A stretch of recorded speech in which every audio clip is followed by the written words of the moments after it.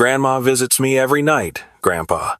Danny stood in my kitchen doorway, still in his dinosaur pajamas, eyes rimmed red. My grandson was 8 years old. My wife, Margaret, had been dead for 2 months. I'd driven 3 hours from my place in Bend to my son David's house in Portland because David called me at 6 in the morning, voice shaking. Dad, something's wrong with Danny. He won't sleep. Keeps talking about Mom. Says she comes to his room. Grief makes children say strange things. I knew that. I'd been a high school teacher for 37 years. Seen plenty of kids process loss in odd ways. But when I got to David's house that Thursday morning and saw my grandson, something cold settled in my chest. Danny wasn't grieving. Danny was terrified. Tell Grandpa what you told me, Buddy, David said, hand on his son's shoulder. Danny's voice got smaller. Grandma comes when it's dark. She stands by my bed. She talks to me. What does she say? I kept my tone gentle. She says I'm special, that I remind her of someone. She asks me not to tell Daddy or you. Danny looked at his feet. She says it's our secret. David and I exchanged a look. When did this start? I asked.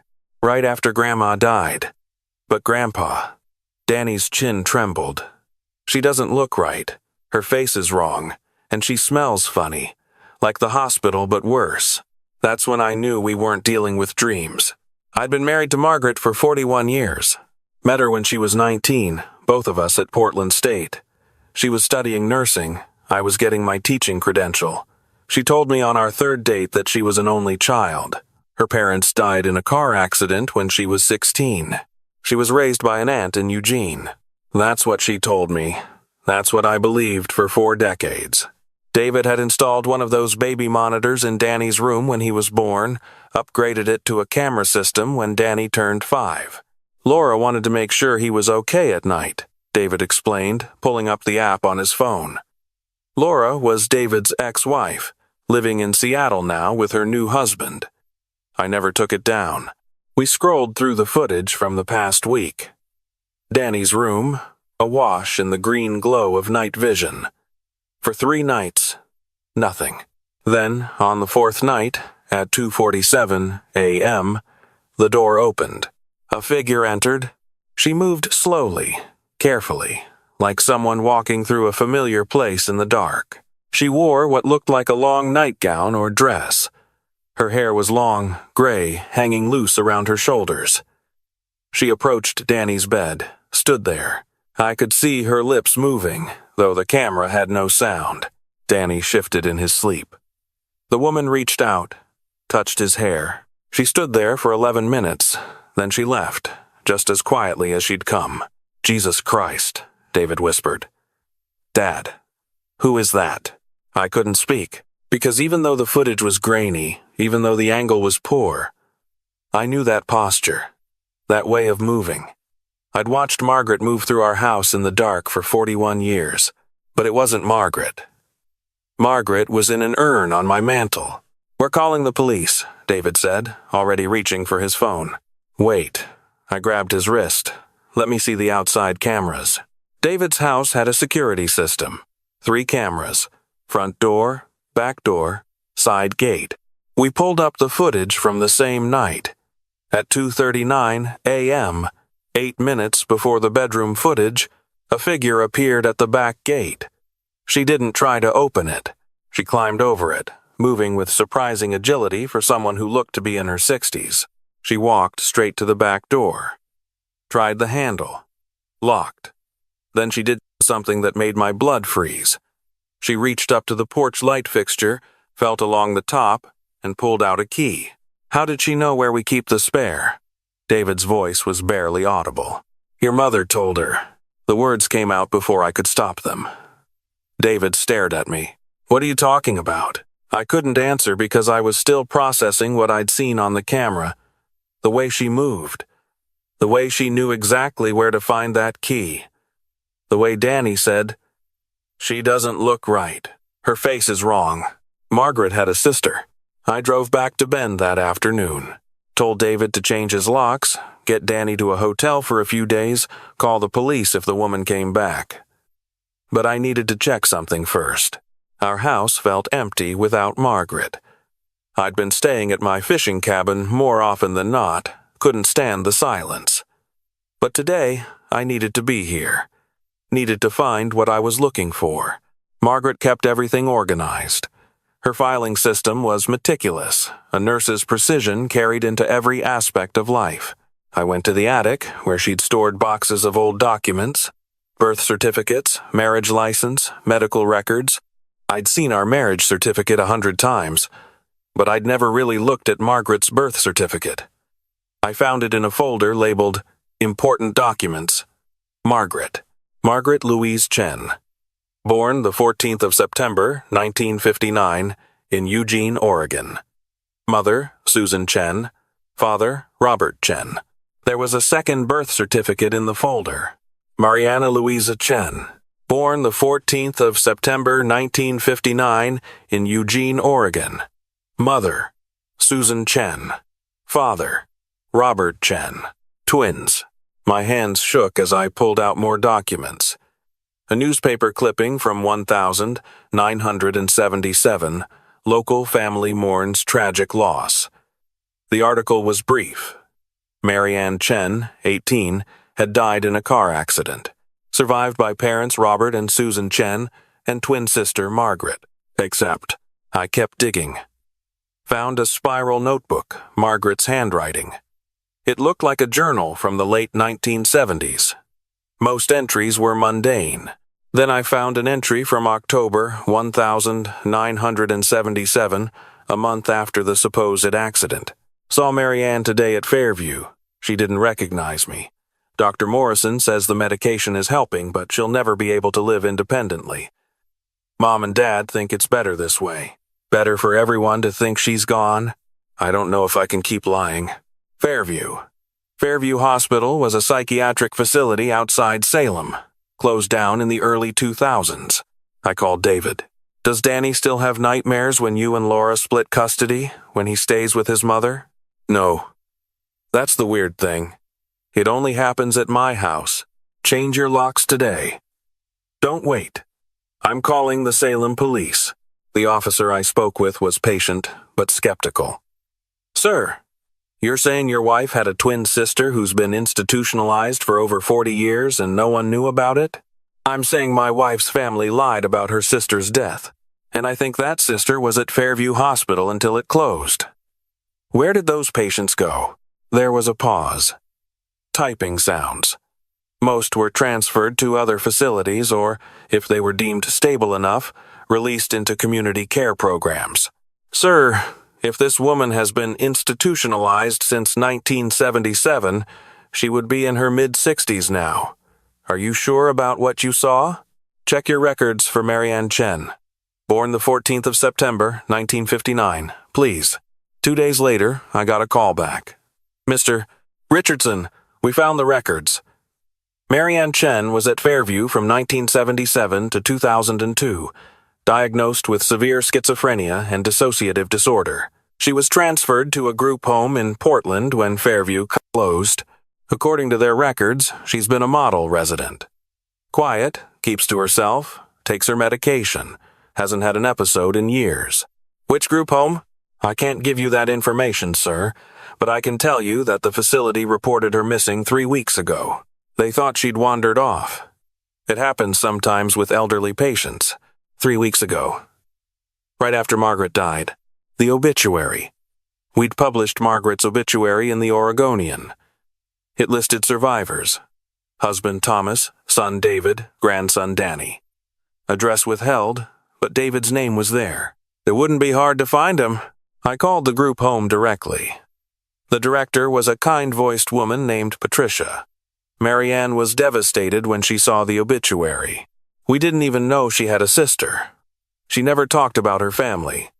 The day after the obituary ran, she was gone. Did she ever mention children, a grandson? No, but... Patricia hesitated. Marianne had delusions. She believed she had a son who was taken from her. She'd talk about him sometimes, especially when she was younger and the medications weren't as effective. A boy with dark hair. She said his name was David. My stomach dropped. Mr. Richardson, Marianne isn't dangerous. She's just confused. The death of her sister, if that's really what happened, it probably triggered something, made her disassociate. In her mind, she might think she is Margaret, that Margaret's life is her life. She's been going into my grandson's room at night. Oh God. Patricia's voice changed. You need to find her. Not because she'll hurt him intentionally, but because she's not well. She needs her medication. Without it, the delusions get worse. David had changed the locks, moved Danny to Laura's house in Seattle temporarily. But 2 nights later, at 3 a.m., David's camera caught her again. This time at the front door, trying the handle. When it didn't open, she sat down on the porch. Just sat there, rocking slightly. David called the police. They arrived within minutes. Found her still sitting there, wearing a thin nightgown despite the October cold. She didn't resist when they approached her. I'm just visiting my grandson, she told them. Margaret's boy. She asked me to check on him. At the station, they called me. Asked if I wanted to press charges. I drove to Portland, walked into that stark room where they had her waiting. She looked so much like Margaret. The same nose, the same shape of her face. But her eyes were different. Hollow in a way Margaret's never were. Thomas, she said when she saw me. Her voice was Margaret's voice. I've been taking care of Danny. Like you asked. Marianne, I said gently. Margaret passed away. Do you remember? Her face crumpled. For a moment, clarity seemed to break through. Margaret's gone. Yes, she left me again. Tears started streaming down her face. Everyone leaves me. They said I was sick, took me away. Margaret got to have everything. The husband, the son, the grandson. Everything I was supposed to have. I pulled out a chair, sat down across from her. What happened, Marianne? Back in 1977? Her hands twisted together. I was in love with a boy. Robert. Not our father. Different Robert. He loved me too. But Mom and Dad said I was too young, too unstable. I started hearing things. Seeing things. They said I was dangerous. The car accident? There was no accident. Her voice was flat. I took pills. Tried to. They found me. Put me in Fairview. Told everyone I died. Margaret visited once. Said it was easier this way. Easier for her if I was dead. 46 years. She'd been erased from existence for 46 years. Danny reminds you of someone, I said. He has David's eyes. Margaret's David.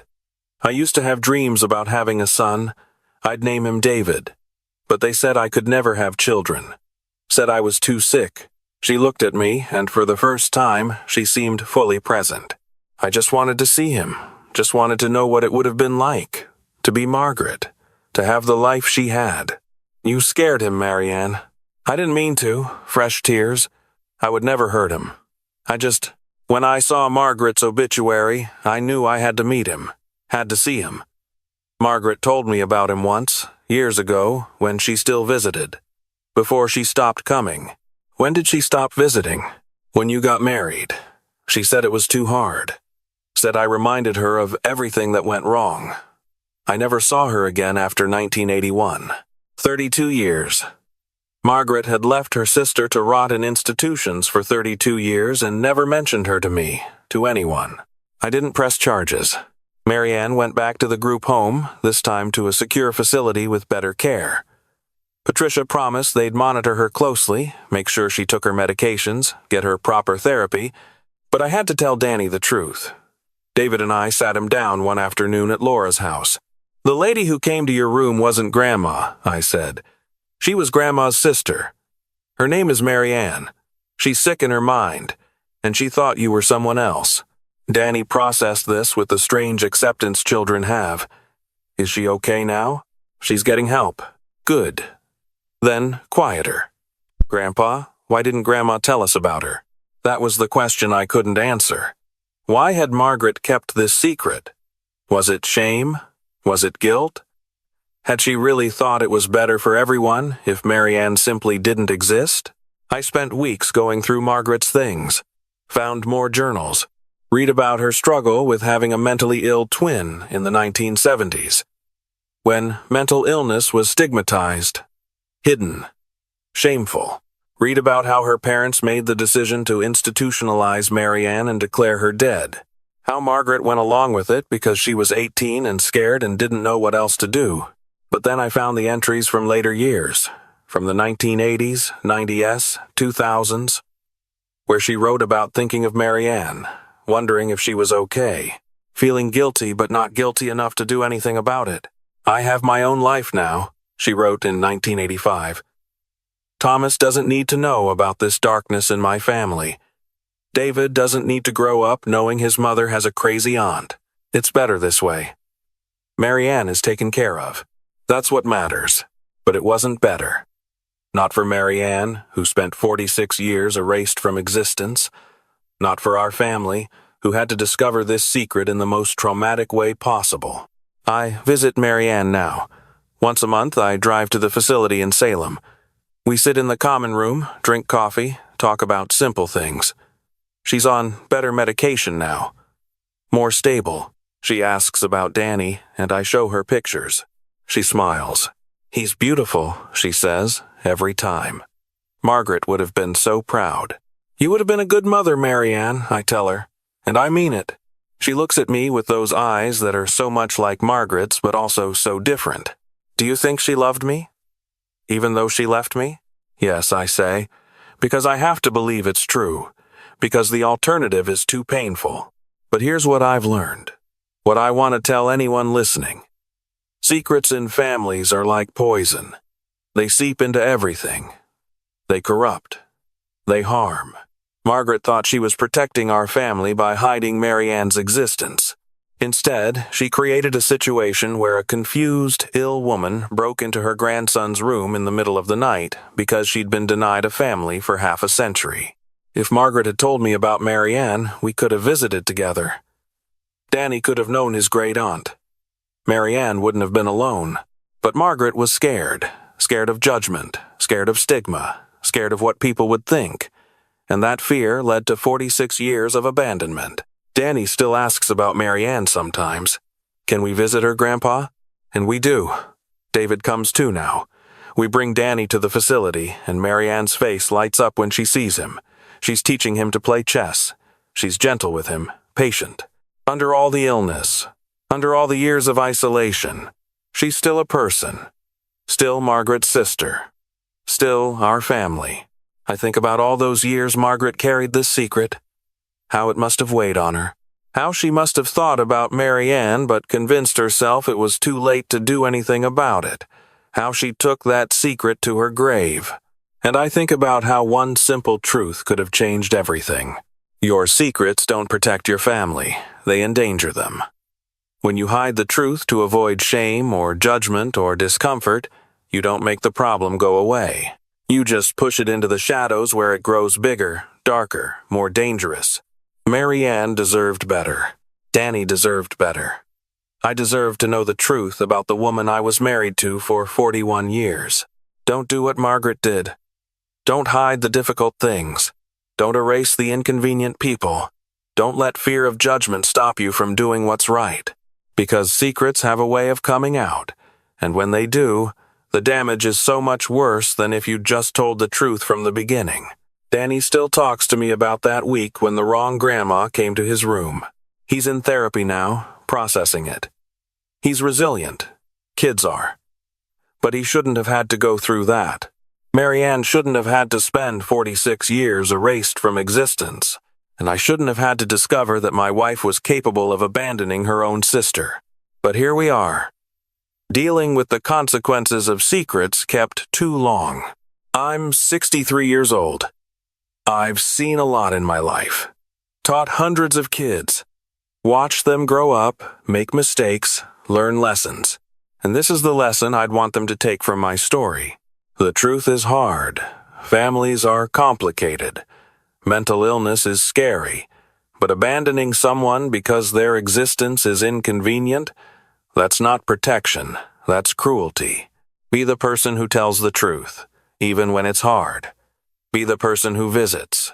Be the person who includes instead of excludes. Be the person who chooses compassion over comfort. Don't let fear make you a coward like Margaret was. And if you're keeping a secret that affects other people's safety, especially children, tell someone. Today. Right now. Because that secret will come out eventually. And when it does, you want it to be on your terms, not at 3 a.m. when a woman who's been dead to the world for 46 years is standing in a child's bedroom. I forgave Margaret. I had to move forward. But I'll never understand how she could leave her sister alone for so long. How she could let Marianne believe everyone had forgotten her. I make sure Marianne knows now that someone remembers. Someone cares. Someone shows up. Every month, without fail. It's the least I can do. It's what Margaret should have done. It's what all of us should do when we see someone suffering, someone abandoned, someone erased. We should show up. That's the story. That's the truth. That's what I learned the hard way. I hope you learn it the easier way.